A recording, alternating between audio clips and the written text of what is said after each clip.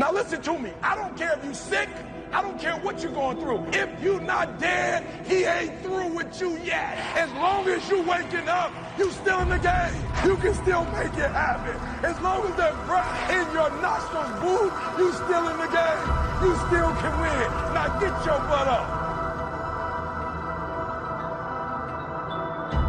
God may be giving you more to work with than what you are working with at this time. That's why I don't like to hang with low-thinking people, because they'll make you underutilize what God has given you. You need somebody to challenge you that you could be doing more than what you're doing right now. You could have more than you have right now. You could go further than you're going right now. And somebody's got to be bold enough to look you in the face and empower you to go into the enemy's camp and take back what he stole from you.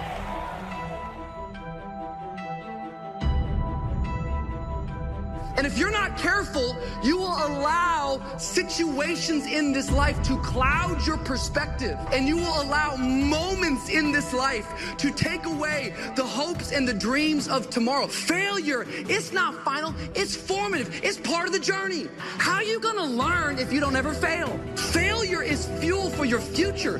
Failure is a part of your story. The only time you fail is the last time you try. You need to get the right perspective on it, because this failure, it will not end in death, but this failure is a part of you being formed.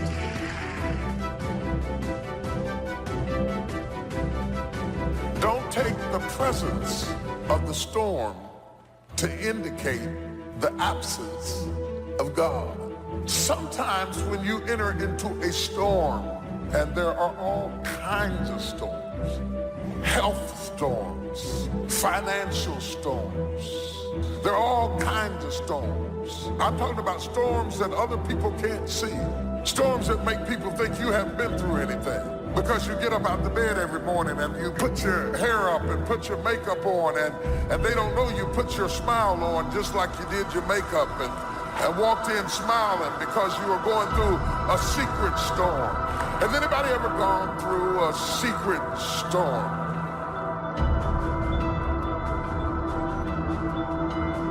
That storm that you're in, it seems like that storm is enveloping the whole world. Hard to see out of that storm. It's hard to see past it. It seems like the storm is everything. You can get out of the storm, and you will get out of the storm. But right now, you're being tried. You're being forged. You're being tested by fire and by pain.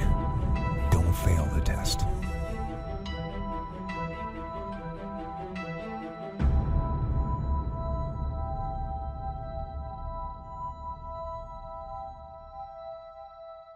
And if God be for us, who can be against us? There's nothing in this world that can defeat us if God is for us.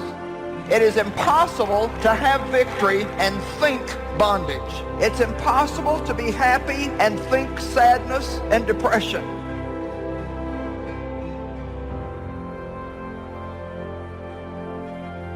You can pick up ideas that can change your life starting tomorrow. Just be a more careful observer. Now remember, there's two ways to see. One is called sight. The other one is called insight. See with your eyes, you'll see things. See with your mind, you'll see answers. Put your eyes and your mind to work. Don't miss anything. You've got to learn to zero in and concentrate. Wherever you are, be there. I'm encouraging you to be mindful and be deliberate of what you let in your mind. Be concerned about what's going on and do the things necessary that keeps you out of harm's way. But don't be consumed with it. So make up your mind to wake up with prayer, to watch something that inspires you, that lifts you up as you rethink your life in self-examination. This is a time to look at the relationships in your life and ask the question, what kind of person am I becoming because of this relationship? Am I growing mentally and emotionally and spiritually? Am I becoming a better person because of this relationship? Is it an asset to me or a liability? And a lot of times, by the time people really get down to seeing who you really are, they run from you. What we really want is for somebody to love us for who we are. And what we really want is to have the kind of intimate relationship with them that allows us the freedom of not needing to camouflage who we are, what we think, how we speak, and how we understand. Without that freedom, we begin to be actors acting out a role in the house for which we eventually become weary of, and we break out of the role because we want to be free to be ourselves. I think don't save that last bullet for yourself. You lock and load that last bullet and you shoot it at your enemy. And you keep fighting and you keep fighting no matter what. And you never quit. And if you feel like your life is in a place where you can't get any lower, good. Because that means the ultimate challenge is ahead of you. It means you can only go up. As long as God wakes you up, that means he ain't through with you yet. And if he wakes you up, you got a shot to correct it and get it right. That also means that he has something for you that you've yet to receive. Life's just never done with you. Knowing that every day you get up, you have a choice. You get to choose if you're going to make the right decisions, or you get to choose if you're going to make the wrong ones. And every day you wake up, you get to take the test, and you get to see how you do. When you realize your game is bigger than just you, that's where the power's at. To lead. So be the best leader you can be. For yourself and for the people that you care about. Program your mind, because all that you will do or not do, have or not have, accomplish or not accomplish, will be a direct derivative of what's going on inside of your mind. So if you don't get clear thinking on an issue, you won't be able to develop in that area. It's about mentality, getting the right man. I thought as a child, I spake as a child, I understood as a child, but when I became a man, I put away childish things. Discipline is defined as self-imposed standards for the sake of a higher goal. All leaders have to have the quality of self-discipline. You are not a leader if you are not self-disciplined. A leader doesn't need much discipline from the outside. They self-impose discipline on themselves. And that is what we call self-discipline. When it feels like you've taken steps backwards, don't sit around and sulk. Don't live life defeated. Stay in faith. You may not realize it, but you're in a good position. You're being pruned, not so you can stay there. No, you're being pruned so you can go to a new level, so you can see new growth and experience new opportunities and discover new potential. You must now take action on what you found out. We call it game plan. Put together your game plan. A business game plan. Everybody needs game plans. Financial independence game plan. Your investment game plan. I often ask somebody, what are you going to do the next 6 months? And somebody starts to tell me. I say, no, don't tell me. Show me. Show me your game plan for the next 6 months. Then I can look at things and maybe I can help. Put it on a game plan. Take action on what you found out. Now here's the best word I know of to go with action. Massive. See, that'll change everything. You are everything. Keep trucking and keep doing the things that you need to do. There's greatness in you. Say it as many times as you have to. It can even start as a whisper. There's greatness in you, but keep repeating it because the mindset works best with consistency. Even when it hurts, even when it's hard. Keep moving forward.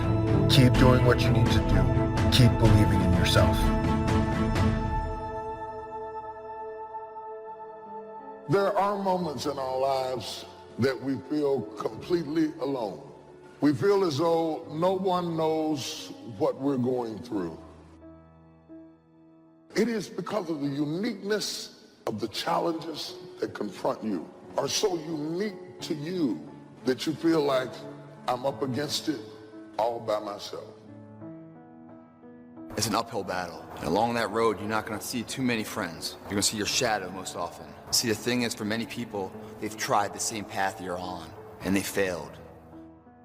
As you walk this journey, you're going to see carcasses all over the place of people that didn't quite have it. is that your success is like a spotlight shining down on their missed opportunities. Success, many will love you for it. The majority will hate you because your success reminds them of where they could have done it, but they came up short and how they didn't revisit it. The difference between a winner and a loser, the failure's there every single time. It's just the winner gets back up and does it again until it goes his way. So now you're down that path and you're all alone.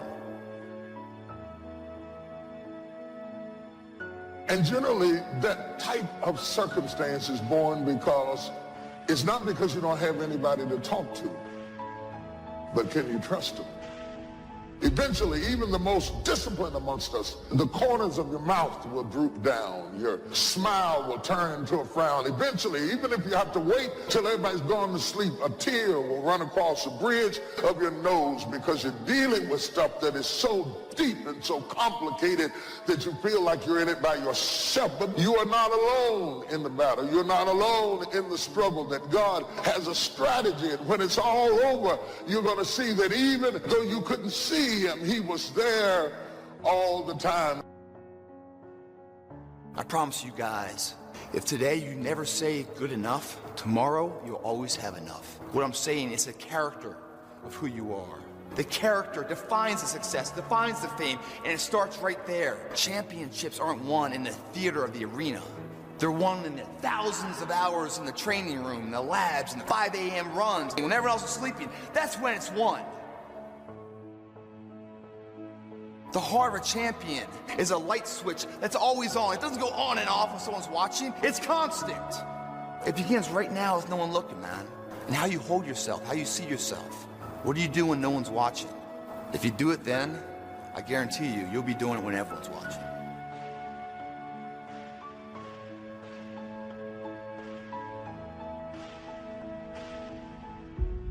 Your heart, your life, your happiness is your responsibility and your responsibility alone. It's not your fault if your partner cheated and ruined your marriage, but it is for damn sure your responsibility to figure out how to take that pain and how to overcome that and build a happy life for yourself. As long as we're pointing the finger and stuck in whose fault something is, you are stuck in suffering. The road to power is in taking responsibility. Take full responsibility for what happens to you. Accepting full responsibility. It's the day you know you've passed from childhood to adulthood. Learn to reap in the fall without apology if you do well, and without complaint if you don't. That's maturity.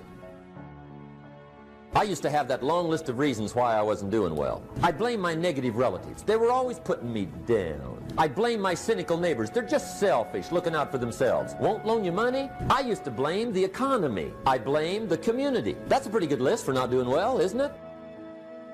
The road to power is in taking responsibility. Your heart, your life, your happiness is your responsibility and your responsibility alone. Taking responsibility, accepting responsibility.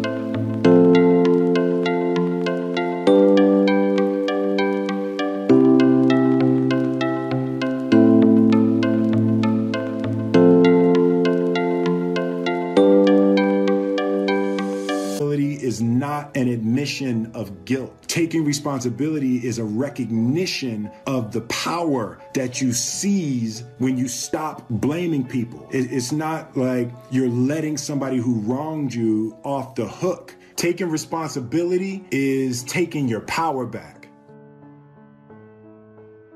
few months later, I learned very quickly to tear up my list, reasons for not doing well, and I threw it away. And I got me a fresh piece of paper, and I put one word on it: me. There's a Black Heritage spiritual that says, it's not my mother nor my father, nor my brother nor my sister, but it's me, oh Lord, standing in the need of prayer. It's not what happens, it's what you do. If anything can go wrong, it will. That's one of Murphy's laws. So here's one of the key questions of the evening. Starting tomorrow, what are you going to do that'll make a change in your life's direction? Now see, if you don't do something starting tomorrow that'll make a difference, guess what? Because the next 5 are going to be like the last 5 unless you, major key, tomorrow, change it all. Or change a little, or change something, or don't change. It's choice time. You can do whatever you want. But it's nice to know any day you wish you can change your whole life. We go through the actions of commitment, but we're not really committed. We're not really connected. We're not really joined because we have no understanding of our responsibility to any relationship. You cannot have true relationship without reciprocity. You cannot get into a relationship to get and not give.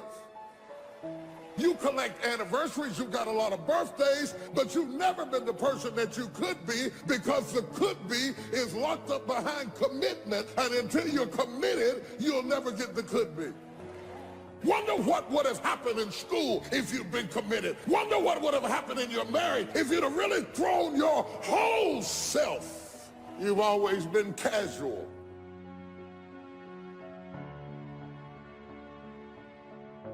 In what you've done with your life thus far, is it giving you what you want? Is it giving you what you want? When you look toward the future, when you look at all that's going on out here, is there some place within yourself you say, hey, I know I need to be out there in that arena. I know I can do more than what I've been doing. Is that something that you begin to look at within yourself? See, I say if you look at your life, and if you're not getting what you want, you owe it to yourself to do something differently. If you're on a job, 85% of Americans go to jobs that they're unhappy. If you're doing something 8 hours a day that you don't like, it's not giving you what you want, it's not giving you a strong feeling of satisfaction and fulfillment, if that's what it is, you owe it to yourself to start strategically working to change directions. Most people will resist change. Most people will fight change as if change would be worse than what they're experiencing. Most people will not challenge the unknown. They won't just step out there. See, there are certain things that's got to be in place. They got to see it all together. And life isn't like that. That's not how you grow. As you begin to look toward the future, begin to know that whatever it takes for you to create that, you got that. You've got genius in you. You've got goodness in you. If you decide to take the initiative to change the current quality of your life, I say to you that you will find that the universe is on your side. Will it be easy? No. Will you have some opposition? Yes. Will I make a lot of mistakes? Yes. See, a lot of people won't try anything different in life because they don't want to get hurt. Pain is everywhere. But most people spend their life not wanting to deal with the pain of rejection, the pain of being disappointed, the pain of being...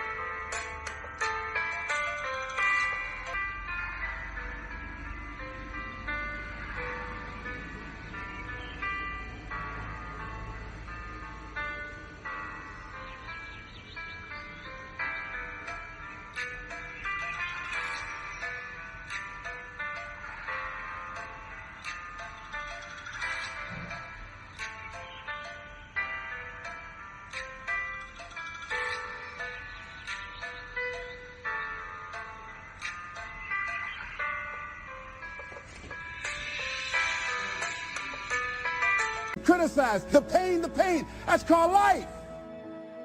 But guess what? There's no gain without pain. If you don't know exactly what you want, or you let yourself get beyond that into something general, you're not going to achieve it. Clarity is power. You got to know the specific result you're after. What do you want? Why you're doing it. Because you know what? You may get a big goal. Somebody says, I want to make $1 billion. I want to bring peace to the earth. Why? Because as soon as you come up with a goal, all the obstacles show up. So you got to get yourself past that. And the way to get past that is have enough reasons. Reasons come first, answers come second. To ask intelligent, you got to know why you want it, have enough drive to make it happen, enough juice to make it happen. If you don't have enough reasons, you will not make it happen. What is going to get you to actually fall through? Because the first plan's not going to work and the second plan's going to work, so you better have enough plans that if the first two don't work, you still got something else. Otherwise, you're going to be having excuses why it didn't work. That's a pain. Don't you know that's something? When you know, I was in a seminar once and this lady stood up. If I had my life to live over again, she talked about all of the things that she would do. And you can feel the pain of regret in her voice. She was trying not to experience the pain of defeat, the pain of disappointment, the pain of loss, and she still experienced pain. It was right there. Most people are governed by their habits, their fears, and the opinions of others. A lot of people never try anything differently because they have been convinced by people in their lives that they value that they can't do it. They're living within the context of the opinions that other people have of them. The low expectations. Many people doubt themselves because when they thought about doing something at some critical point in their life, somebody they respected and honored, someone they trusted said, you can't do that. And they accepted that.